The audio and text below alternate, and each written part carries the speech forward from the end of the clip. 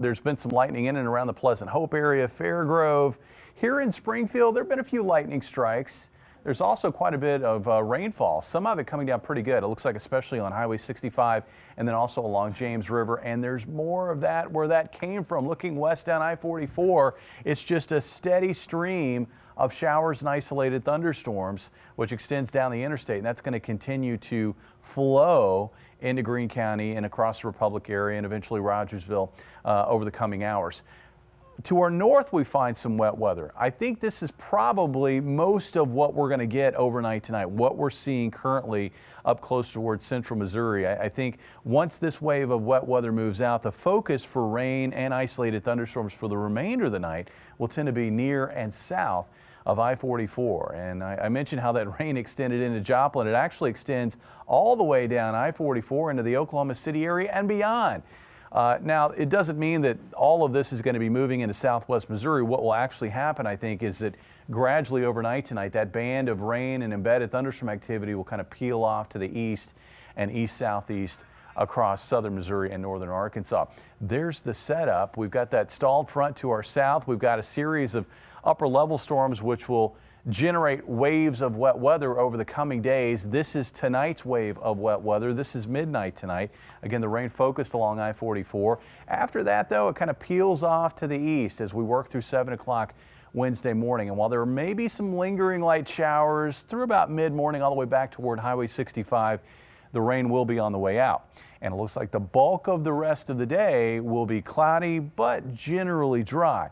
More showers to follow, though. In fact, we could have some patchy, light, drizzly rains maybe as early as around sunset Wednesday evening, and then additional showers will follow overnight Wednesday night with a more broad round of shower and isolated thunderstorm activity sweeping across the area on Thursday.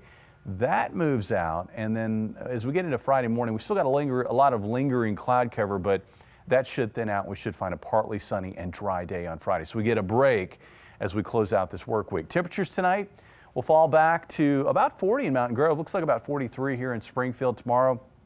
We are going to find a day where it's really tough to warm temperatures up. Again, that combination of the morning rain, the easterly winds, the cloud cover, that's going to make it tough for temperatures to warm through the 40s.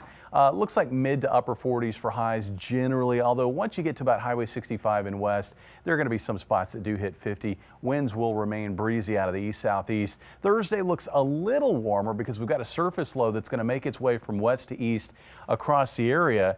And as winds become more southerly by afternoon, there's probably going to be some warmer air trying to nose north into the area, but still a cool day with highs in the low to mid 50s. Winds will be breezy again as well. Now, I mentioned the break from the wet weather on Friday. It'll be short-lived. Another round of rain moving in this weekend. In fact, I think it moves in as early as lunchtime on Saturday.